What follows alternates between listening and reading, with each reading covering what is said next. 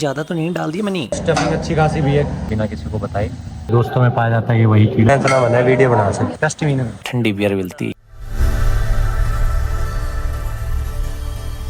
Guys हम आ चुके हैं देहरादून उत्तराखंड और आज हम एक्सप्लोर करेंगे देहरादून को। सबसे पहले हम जाएंगे FIR, उसके बाद टपकेश्वर टेम्पल और उसके बाद रोबर्स केव, और धीरे धीरे करके पूरे देहरादून को एक्सप्लोर करेंगे। तो चलो चलते हैं और देखते हैं कि देहरादून में क्या क्या है घूमने के लिए।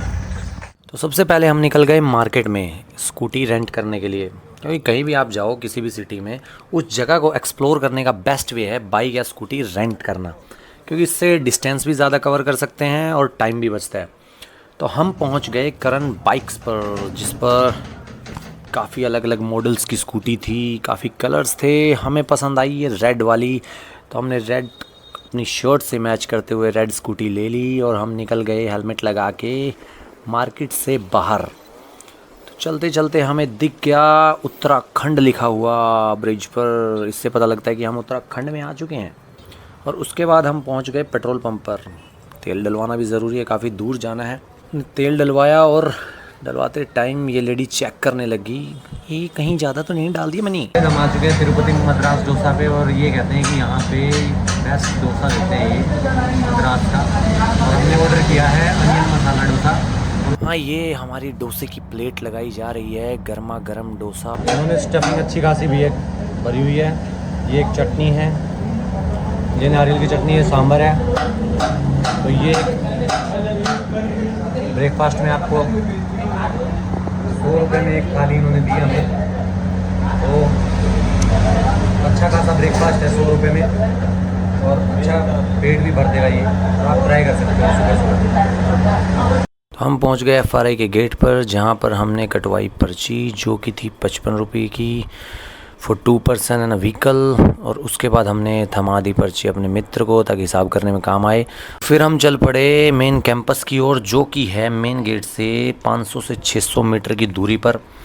और जब आप कैंपस की ओर जाओगे तो आपको बड़े बड़े पेड़ देखने को मिलेंगे। तो ऑब्वियस है कि आप फॉरेस्ट इंस्टीट्यूट में हो तो पेड़ तो देखने को मिलेंगे ही, और साथ में आपको मिलेंगे देखने को पुराने स्ट्रक्चर्स की बिल्डिंग।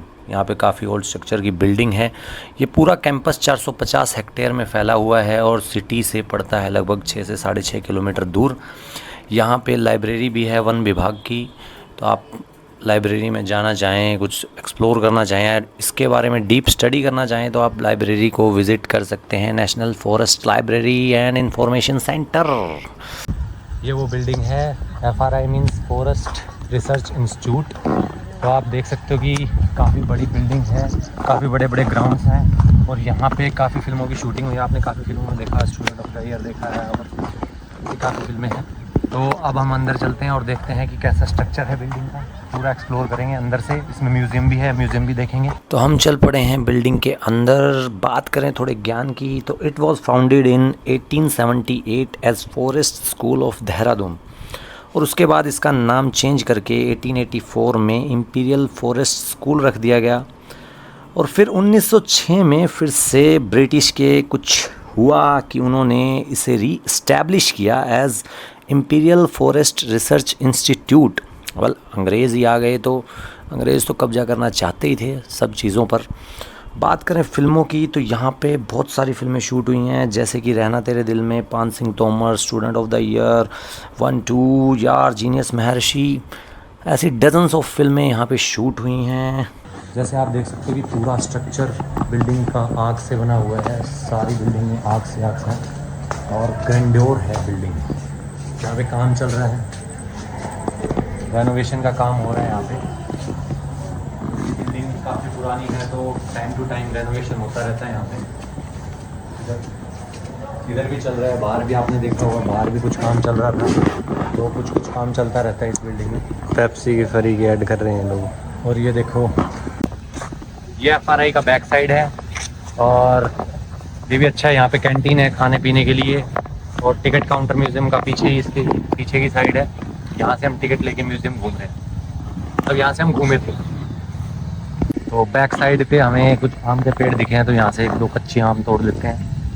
अगर कोई ना रोके तो हमें देखते हैं तोड़ के। अगर किसी ने रोक दिया तो मतलब ये नहीं तोड़ने देंगे, और हमने तोड़ लिया तो मतलब हम खा सकते हैं। ये काम हम तोड़ के लेके आए हैं, कच्चा आम। इसको पहले धोएंगे और फिर खाएंगे। हमें किसी ने देखा नहीं और किसी ने रोका नहीं, तो इसका मतलब ये है कि चुपचाप आप एक दो आम तोड़ सकते हो बिना किसी को बताए। तो हम पहुंच गए टिकट काउंटर म्यूज़ियम की टिकट के लिए। आपको एक बात बता देता हूं, जब भी आप इधर आएँ तो कैश ज़रूर कैरी करें, क्योंकि ये ऑनलाइन पेमेंट्स नहीं लेते हैं टिकट के लिए। हमने जैसे तैसे करके कैश का जुगाड़ करके टिकट्स ले ली।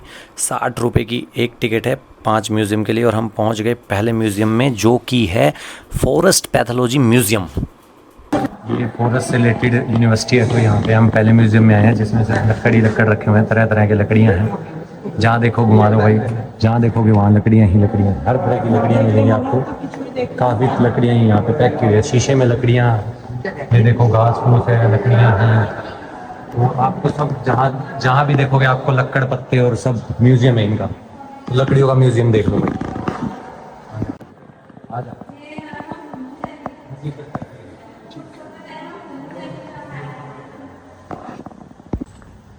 पहले म्यूज़ियम में सिर्फ लकड़ियों के अलावा कुछ ज़्यादा कुछ देखने को नहीं मिला। घास फूस और लकड़ियों के बारे में बताया हुआ था।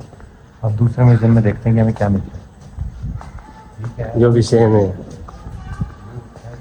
वन है ये।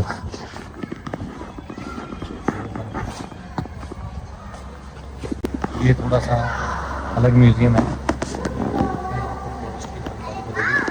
यहाँ पे फॉरेस्ट बना हुआ है।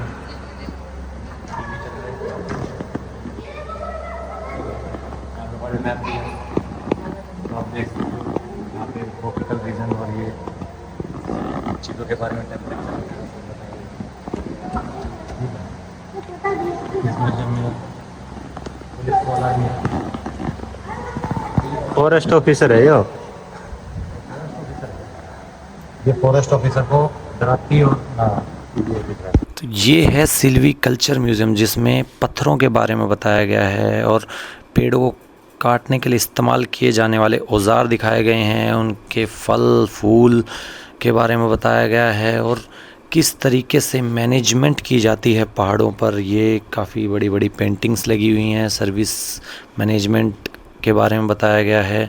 और उसके बाद फॉरेस्ट को कैसे नापते हैं, जो टूल यूज़ होते हैं नापने के लिए वो टूल्स हैं। और उसके बाद छटान करने वाले टूल्स हैं। उसके बाद इसमें कटाई करने वाले टूल्स हैं। बेसिकली एक टूल्स का म्यूज़ियम है। उसके बाद हम पहुंच गए तीसरा म्यूज़ियम, जो था कि टिम्बर मेड प्रोडक्ट्स। तो यहाँ पर डिफरेंट प्रकार की अलग अलग क्षेत्र में पाए जाने लकड़ियों से बने प्रोडक्ट थे। ज़्यादा वीडियो हम बना नहीं पाए क्योंकि अलाउड नहीं था। फिर हम पहुँच गए चौथे म्यूज़ियम में, जो कि है non timber forest product museum. मतलब इसमें टिम्बर से प्रोडक्ट नहीं बने। इसमें आप देख सकते हो कि काफ़ी जड़ी बूटियाँ थी जो अलग अलग क्षेत्र में पाई जाती हैं इंडिया के। साथ ही में डाइज़ थी कि जो हम कलर यूज़ करते हैं कपड़ों के लिए, डाई, समझ गए होगे आप, डाई। और उसके बाद इसमें मेडिसिनल प्लांट्स, काफ़ी प्रोडक्ट्स भी थे जो पुराने लोगों ने बनाए हुए थे कि किस तरीके से बिना लकड़ी के यूज़ किए प्रोडक्ट बनते थे। बैम्बू से बने हुए प्रोडक्ट से काफ़ी। तो आप देख सकते हो यहाँ पे अलग अलग प्रकार के बैम्बूज़ हैं और उनसे बने हुए प्रोडक्ट्स हैं, टोकरी, बोतल। और यहाँ पे मेडिसिनल प्लांट्स भी हैं काफ़ी प्रकार के, जो और बताया गया है कि कौन कौन से प्लांट किस मेडिसिन में यूज़ होते हैं। तो ये सारी चीज़ें बेसिकली म्यूज़ियम पूरा इन्हीं चीज़ों के बारे में था, इन्हीं प्रोडक्ट्स के बारे में था। महिला सब काम कर रही है, लेकिन आदमी सिर्फ ढोल बजाने के लिए रखा हुआ है इन्होंने। ये जाती हो रही है आदमी के साथ। महिला नाच भी रही है, महिला काम भी कर रही है, और महिला बांसुरी बजा रही है ना। बांसुरी नहीं बजा रही, लकड़ी भी इकट्ठा महिला ही कर रही है। और आदमी सिर्फ ढोल बजा रहा है। लुगाई इसके इशारे पे ला सकती है, इससे पता चलता है ज़्यादा। तो इसके बाद पहुंच गए हम लास्ट म्यूज़ियम, जो था हमारा वन कीट संग्रहालय। ये वही कीड़ा है जो अक्सर आपके दोस्तों में पाया जाता है। अडल्ट होने के बाद अडल्ट होने के बाद जो दोस्तों में पाया जाता है, ये वही कीड़ा है। ये वाला कीड़ा भी मिल जाता है कभी कभी। ये ऐसे इस तरीके के कीड़े भी मिल जाते हैं। ये है असली कीड़ा। ये म्यूज़ियम पूरा कीड़ों से भरा था कि किस तरीके के कीड़े कहाँ कहाँ पाए जाते हैं, किस क्षेत्र में पाए जाते हैं। तो ये सारे बेसिकली अलग अलग प्रकार के कीड़े, बीज, वैस्प, एंड्स, सबको शीशे में सजा के रखा हुआ है। ये कीड़ा वो है जो आपको इसमें टेक्निक बताएगी है कि कीड़े कैसे मारने हैं। सुई लेनी है आपको और उसके अंदर से बोलनी है, फिर जाके म्यूजियम में आएगी। आप भी ऐसे म्यूजियम में जमा करवानी है तो सेम सुई होना चाहिए आपके पास और सेम पेटेंट भी होना चाहिए आपके पास कि हमने मारा है। ऐसे ही वीडियो बनाने जैसे लड़का बनाएगा। फिर आपकी वीडियो, आपका कीड़ा यहाँ पे हो जाएगा। ये जगह दिख रही है आपको, ये आपके कीड़े के लिए है, ये खाली जगह। अब उसको हम चेक करते हैं। आम तो नहीं है, अम्बी है, अम्बी। अब इसको खा के चेक करते हैं।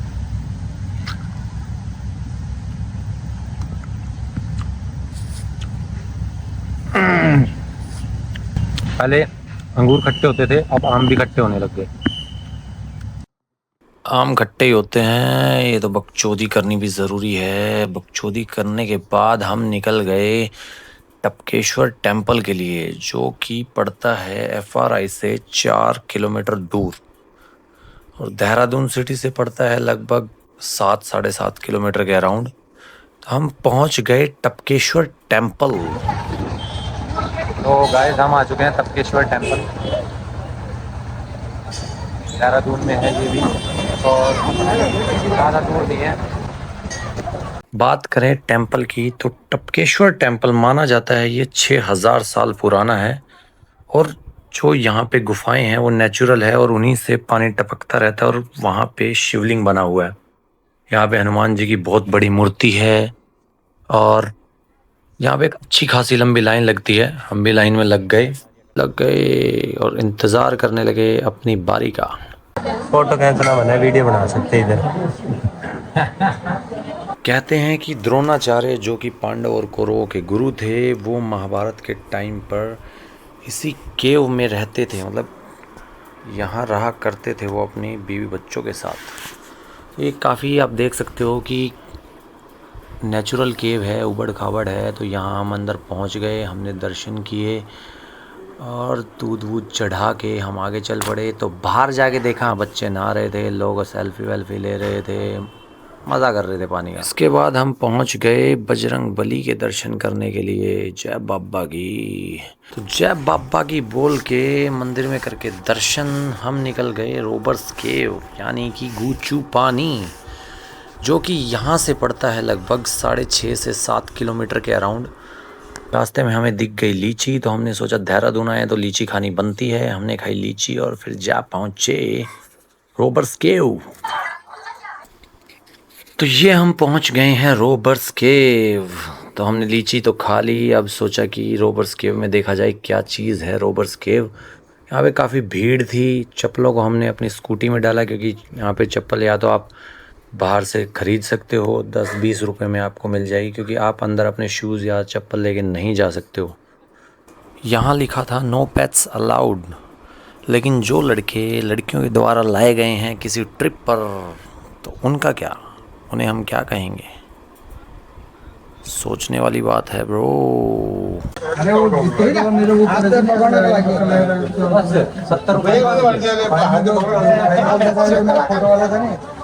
भाई टिकट लेके फाड़ने के 70 रुपए लिए इन्होंने और बोला कि हम लेंगे और फिर अंदर जाके फाड़ देंगे गेट के एंट्री करते ही।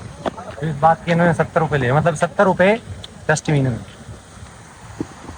ये देख लो यहीं से झरना शुरू हो जाता है, छोटा झरना।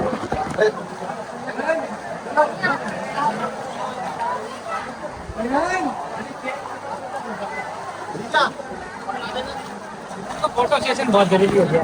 ये देख सकते हो कितने लोग आए हुए हैं, काफ़ी भीड़ थी और ये भीड़ देखते हुए हमारा मन बदल गया और हम चल पड़े। भाई रोबर्स केव का मतलब यही है कि आपकी जेब से रोबरी कर रहे हैं वो, मतलब आपसे रोबरी कर रहे हैं, आपकी जेब से पैसा निकलवाएंगे और निकलवा के आपको यहाँ पे कुछ नहीं देखने को मिलेगा। आप आओ ना आओ बात एक ही है। तो मैं तो आपको ये सलाह दूंगा, अगर आप समझदार व्यक्ति हैं तो यहाँ पे आने का कोई फ़ायदा नहीं है। रोबर्स केव का तो हमारा बैड एक्सपीरियंस रहा, क्योंकि यहाँ पर भीड़ और गंदे पानी के अलावा कुछ नहीं था। तो हमने सोचा कि और क्या एक्सप्लोर किया जाए, तो हम निकल गए ज़ू की तरफ, जो कि यहाँ से पड़ता है 4.5 से 5 किलोमीटर के अराउंड। यहाँ तो हमें कुछ मज़ा आया नहीं, तो सोचा हमने वहाँ ही कुछ देख लिया जाए। तो हम जा पहुँचे ज़ू। हम आ चुके हैं ज़ू में। अब देखेंगे हम शेर, चीते, बाघ, जो भी अंदर ज़ू के अंदर कौन कौन से जानवर हैं। चलो देखते हैं। टिकट लेके हम लग गए लाइन में, हर जगह टिकट टिकट टिकट। कितने टिकट लोगे रे बाबा। टिकट चेक करवा के हम घुस गए अंदर।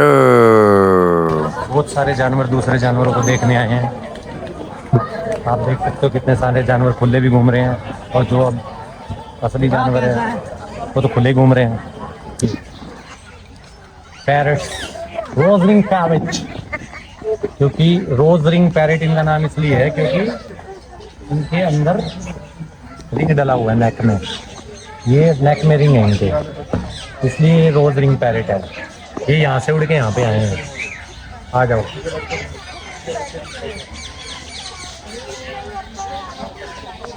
पैरट के बाद हमें दिख गया ऑस्ट्रिच। ये नर है और मादा बाहर खुला घूम रही है, और नर बेचारा अंदर अपने आप को बचाने की कोशिश कर रहा है। मुझे लगता है इसे भी पता लग गया स्टोरी का बाहर क्या क्या हो रहा है। इसकी मादा पीछे घूम रही है और ये बेचारा कंफ्यूजन में है कि ये लोग मुझे क्यों देख रहे हैं, एक दूसरे को क्यों नहीं देखते, मुझ में ऐसा क्या है। तो ये आ गए क्रोकोडाइल, पानी बिच तैर देख क्रोकोडाइल नहीं, धूप में बैठे हैं क्रोकोडाइल। और उसके बाद आ गए हैं ये कछुआ। ये वही कछुआ है जो खरगोश के साथ दौड़ा था रेस में। इसे लगता है कि दोबारा रेस हो सकती है, तो ये तैयारी में लगा हुआ है। भाग बेटे भाग भाग भाग। तो हम आ गए हैं गर्लफ्रेंड, मेरा मतलब स्नेक हाउस। यहाँ पर आपको काफ़ी तरह के एनाकोंडास जो कि पेड़ के नीचे सोए हुए हैं, कुछ सांप हैं जो पानी में लोटे हुए हैं गर्मी से बचते हुए, कुछ मिट्टी में दबे हुए हैं। काफ़ी अलग अलग प्रकार के स्नेक्स हैं यहाँ पे। और ये देखिए ये बाहर आने की कोशिश करते हुए, अरे मेरे को बाहर निकालो रे, मेरे को जाना है, यहाँ मेरा दम घुटता है भाई। हे कैसे पकड़ेगा मुझे, मुझे जाने दो रे, जाने दो, इससे पहले कि वो मेरी नागिन आ जाए। अरे कहाँ जाऊँ कहाँ जाऊँ, ये लो ये आ गई, ये मुझे पकड़ेगी इससे पहले कि मुझे कुछ बोले, मैं छुप जाता हूँ। तो ये आ गई है छिपकली, मादा छिपकली। तो ये देखिए ये भी सोच रही है कि ये दूसरी मादा काहे थपथपा रही है शीशे पर।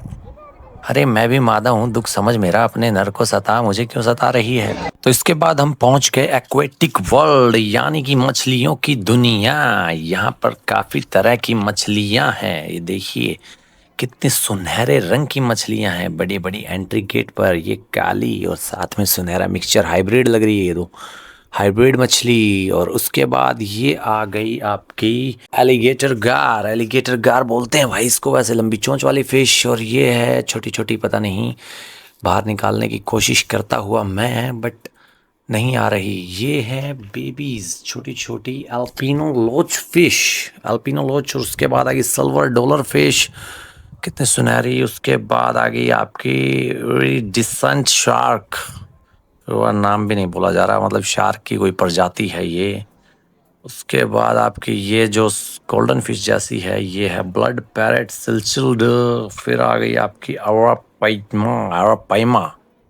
अरे भाई क्या क्या नाम रखे हुए मछलियों के। और ये आ गई आपकी सिल्वर शार्क, क्या बात है, शार्क का छोटा बच्चा। और ये क्या, मेरे से दूर रहो रे, चला जाए यहाँ से तू, वाले ही दुखी हूँ मैं इधर, भाग जा इधर से, मैं जाता ही नहीं। तो ये आ गई पिराना तो आपने जानते ही होगे, पिराना तो आप लोग जानते ही होगे।